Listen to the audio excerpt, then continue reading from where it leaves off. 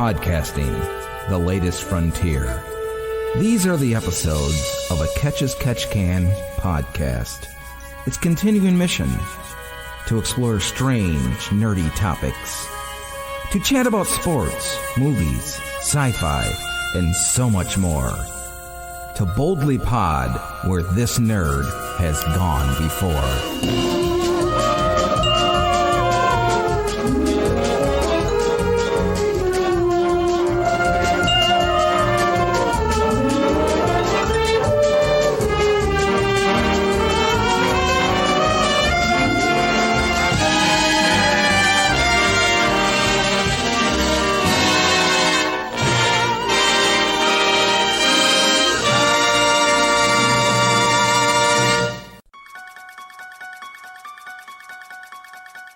Captain's Log, pod date 1020.19.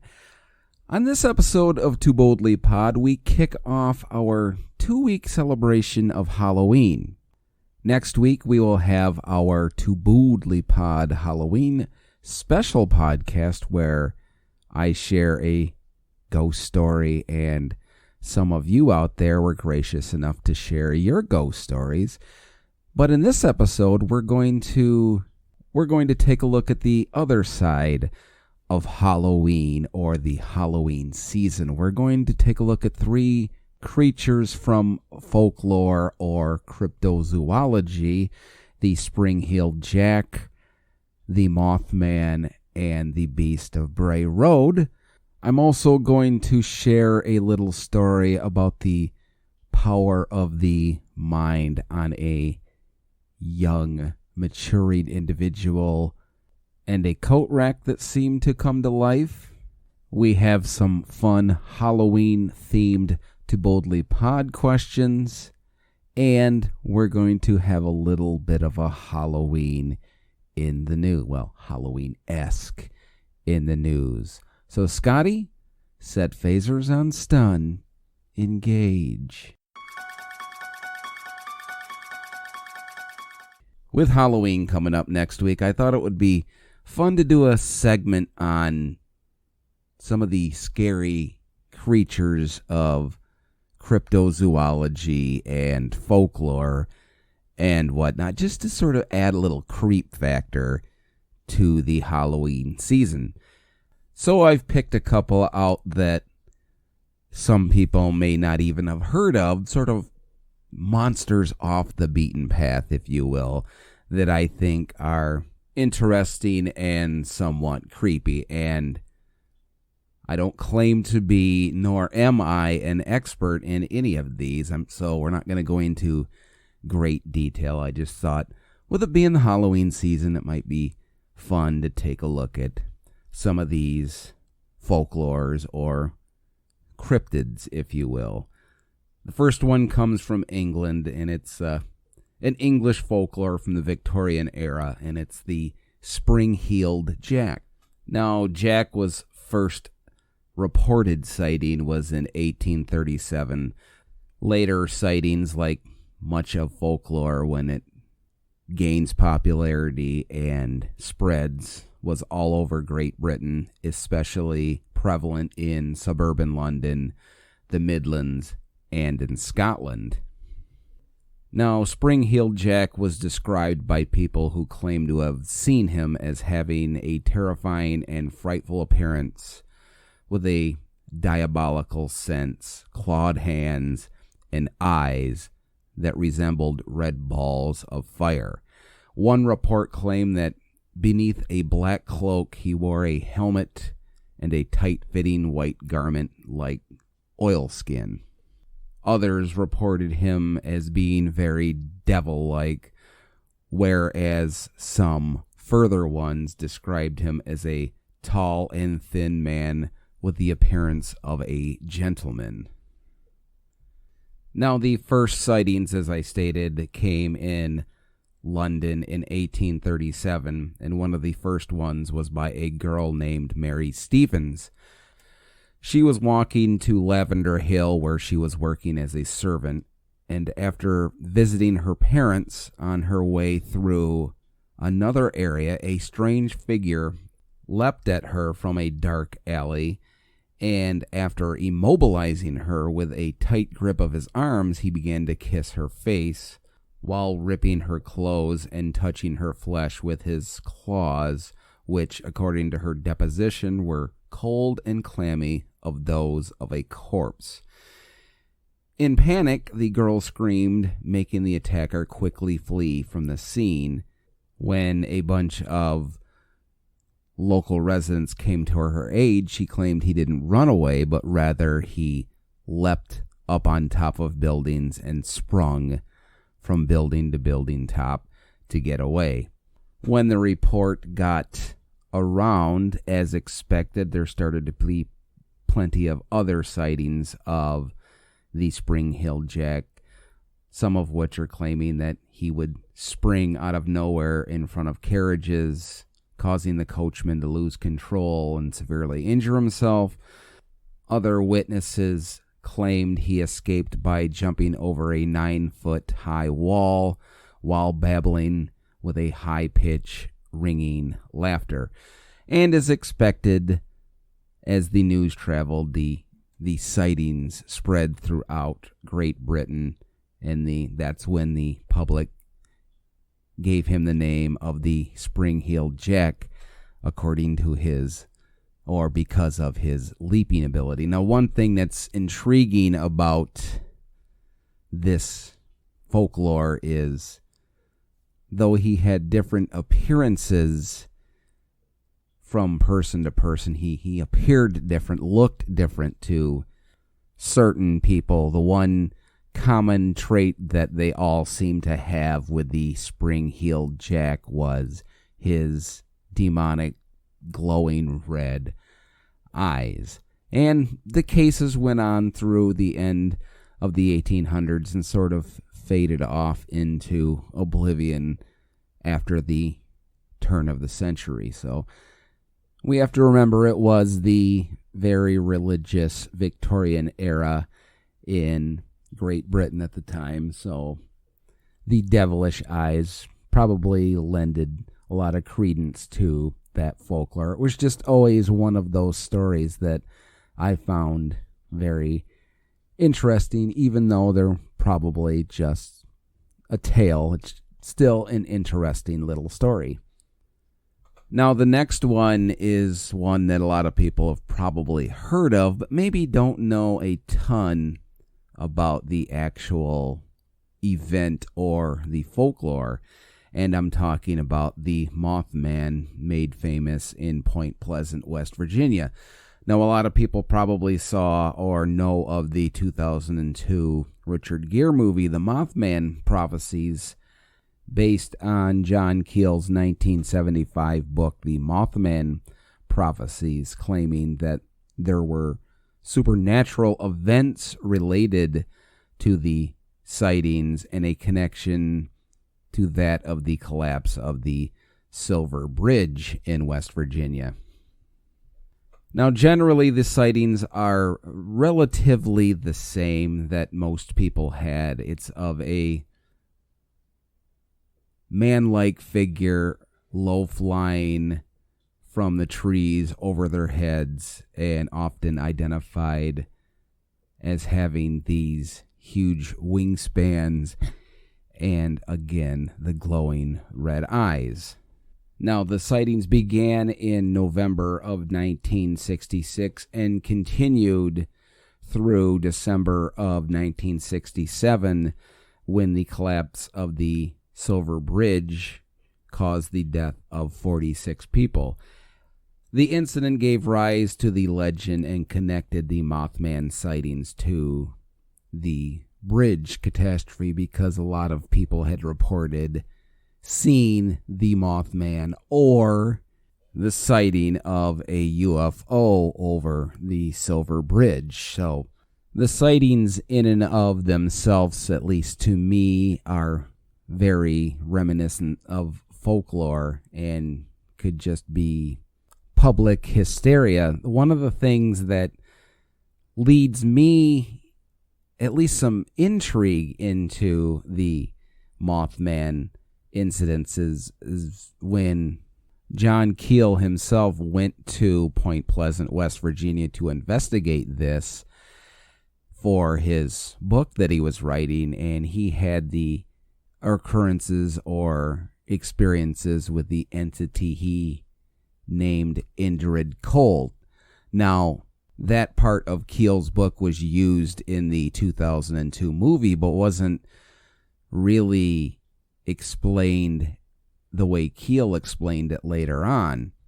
He would state that he was getting phone calls from this individual anywhere that he happened to be, whether his hotel room, whether it be interviewing somebody, this person would call their house, or at a restaurant, etc. And every time, this person always seemed to predict things were going to happen, and they always came true. Now, could this just be a writer adding a little intrigue to a story?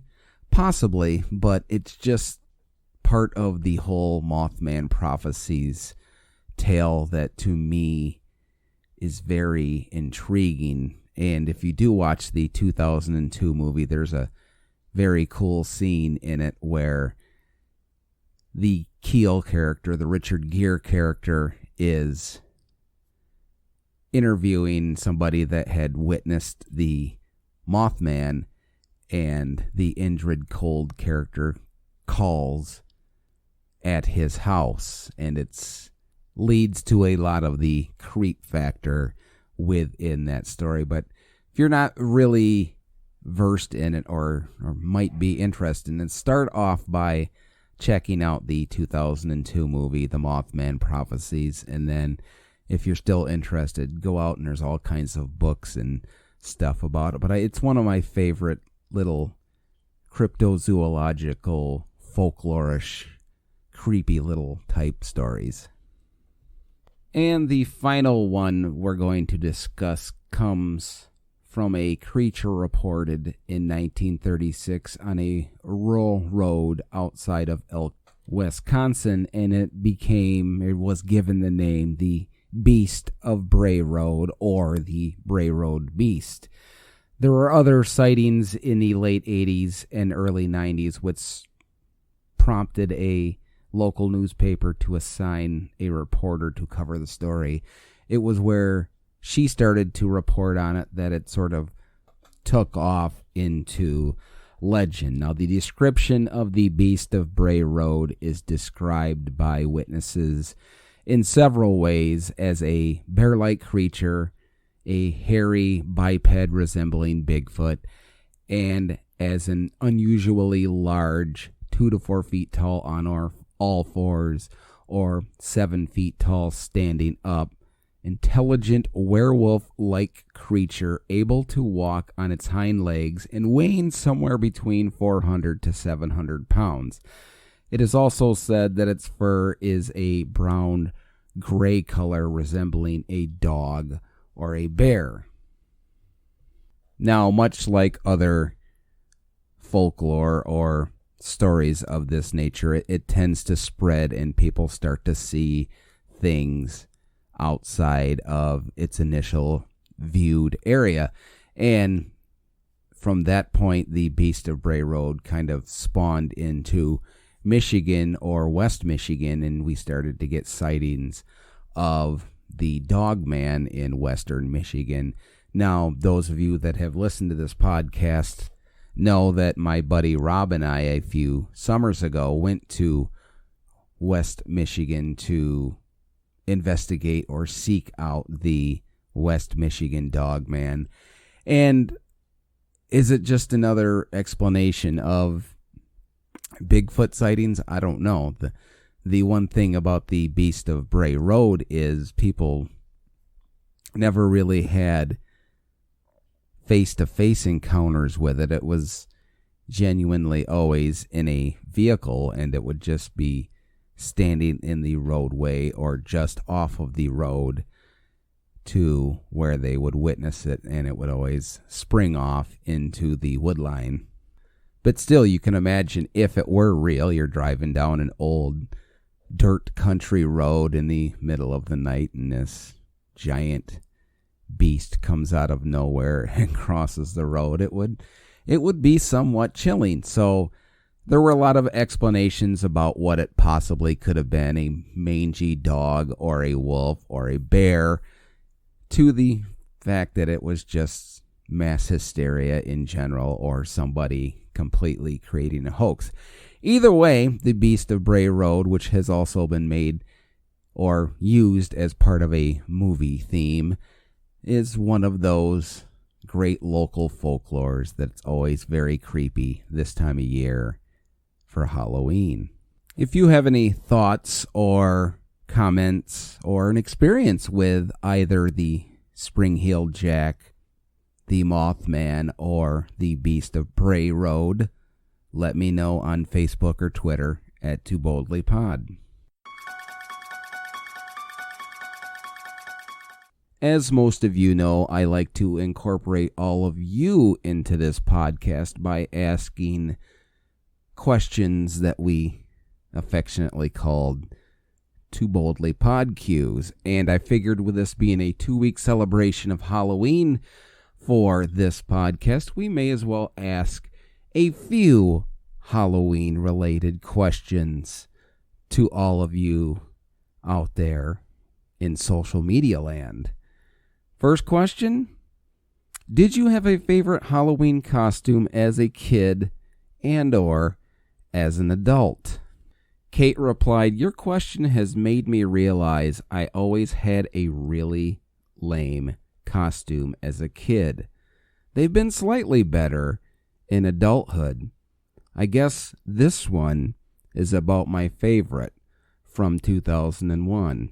And she shared a picture of her dressed up as Cher. My friend Narek posted our first Halloween together as Kim and Chris of Miss Saigon, and she shared a picture of her and her husband, Lip.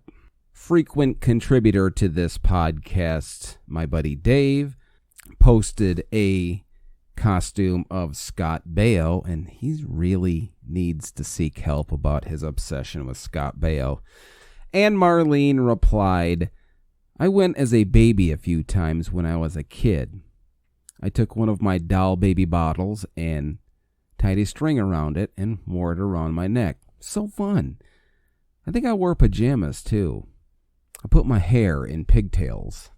And as for me, as a kid, I don't really have a ton that I remember vividly. It was always the plastic mask outfits with the stupid rubber band that always got caught in your hair.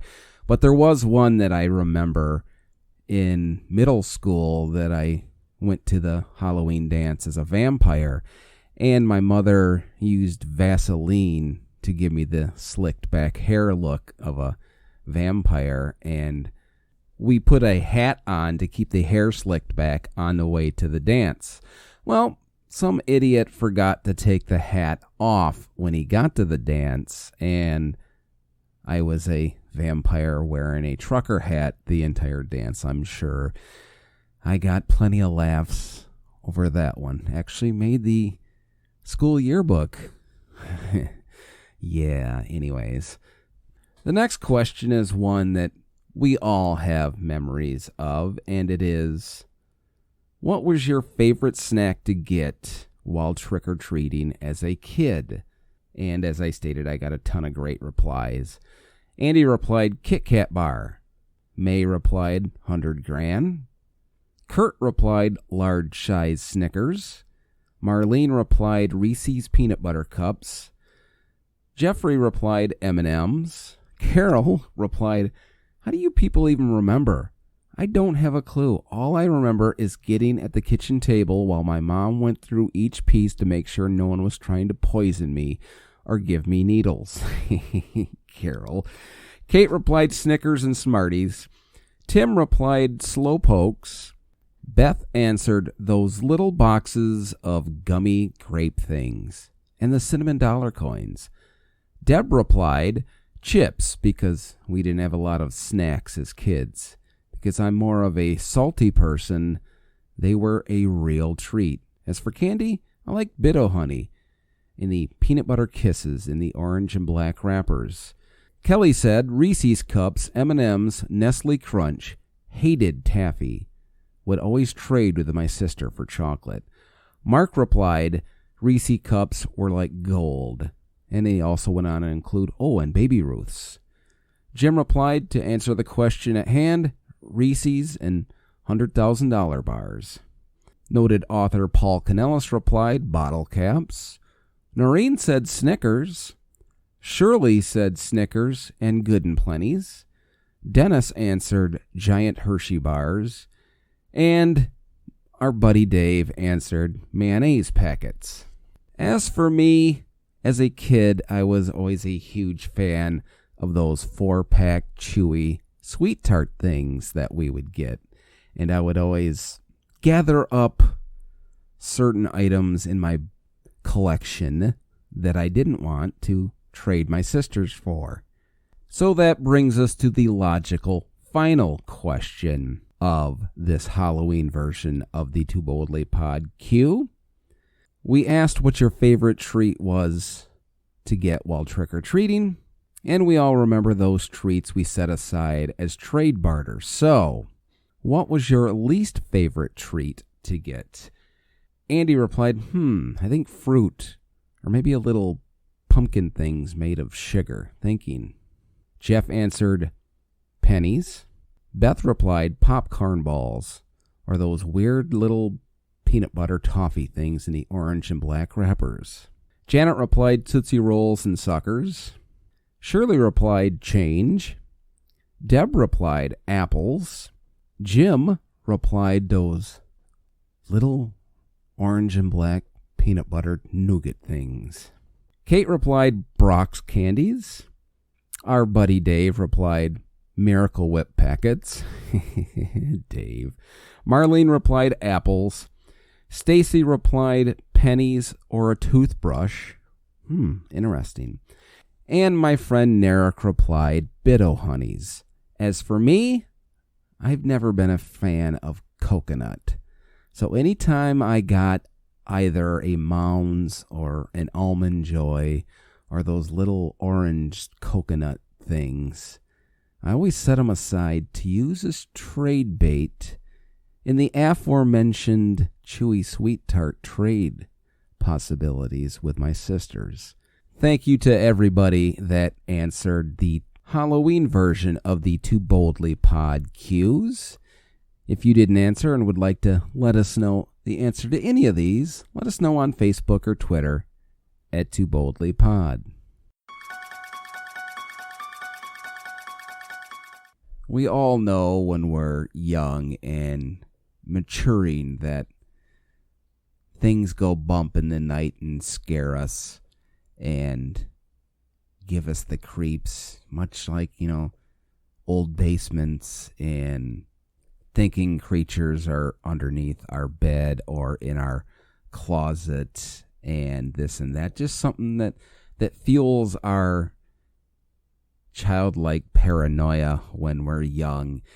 And I thought I would share a story here, with this being a Halloween episode, of one such story that I had when I was a Ute. Yes, I said a Ute. That still to this day really creeps me out and proves to me the power of your mind when you let it go, I guess is the best way to put it. And some of you out there may have had similar incidences to this, so I would be curious to hear some of your creepy childhood stories that maybe you had in your room or house as well. So if you do, let me know on Facebook or Twitter at Too Boldly Pod, and we can save them for next year or come back in a few weeks and share all of those. But mine, as most of you probably have heard me say before on this podcast, that my bedroom predominantly in my growing years was in the basement of my parents' home. So that adds to the creep factor that it's an old house. And that also adds to the creep factor of this story. But in my room one night, there's one window staring up into the stars, which I always kind of think that lended my credence to my love of space and science fiction, because I'd lay in bed at night and just stare out the window at the stars. But story for another day, getting sidetracked. There was a coat rack in my bedroom that was the opposite side of my bed, actually right next to the window. And there was one point, I really don't remember how old I was, I would guess, 11 or 12, that I was convinced that there was something, whether it be the coat rack turning into something or transporting into my bedroom where the coat rack was, but I was convinced that the coat rack turned into something, a human, an alien, a creature of some sort. But it would almost be like I had sleep paralysis, where I would just lay there in my bed, frozen, glaring at this coat rack, and I was convinced it was moving. Now, I know it was all, I know now that it was all just my imagination, but I was convinced, and it didn't come towards me or anything. It was always like it just moved from one side to the other side, and it was the creepiest thing, and I was terrified, so much to the point where there were nights where I would refuse to sleep in my bedroom, and I tried to explain it to my parents and just sort of got the shut up and go to your room speech. But at the time, and I still vividly remember this, that it was truly frightening. Whether I did have some sort of sleep paralysis for whatever reason, I don't know. Maybe I did, but I was convinced in my head that the coat rack was somebody else in my room. Now, could it be a paranormal thing where maybe an entity was in my room and I was just mentally processing it as some sort of creature that formed from my coat rack? I don't know. I mean, next week you're going to hear on this podcast an actual ghost experience I had in this same house when I was a little bit older, but I don't think this was. I just think this was a case of a maturing brain, a very vivid brain, and a cold, dark, damp, creepy basement bedroom in an old house.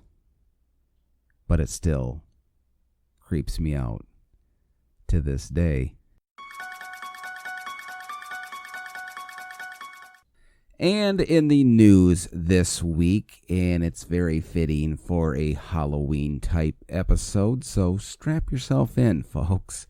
This comes from the website Oddity Central, and the headline is, "New reality show challenges meat eaters to go vegetarian or eat their pet animal." Part extreme reality TV show, part social experiment, Meat, M-E-A-T, the family, follows 4 meat-eating families for 3 weeks as they interact with the animal that they enjoy eating the most. At the end, they are forced to make a choice between going vegan or eating their pet. The premise of Meet the Family is the 3 participating families have to treat the animal that most frequently appear on their plates like a pet for 3 weeks, and then decide whether it goes to an animal sanctuary or into their bellies. Deciding whether the animals live or die is one thing, but having to choose between vegetarian or eating the animal you got to know for 3 weeks is just crazy. Yeah, no. The hell is wrong with Nope, I take that back. The hell is wrong with TV executives? And I hope you enjoyed this episode of Too Boldly Pod. If you have any thoughts or stories you'd like to share pertaining to anything we talked about tonight, let me know on Facebook or Twitter at Too Boldly Pod. And don't forget to join us next week when we host, hopefully, our first annual Too Boldly Pod Halloween special, where I share a ghost story and some of you come on and share your ghost stories as well. As usual, I don't have a closer for this show, so I'll simply say this. They're coming to get you, Barbara. Talk to all of you next week. Okay, that was lame. WLLP Spock Rock Radio.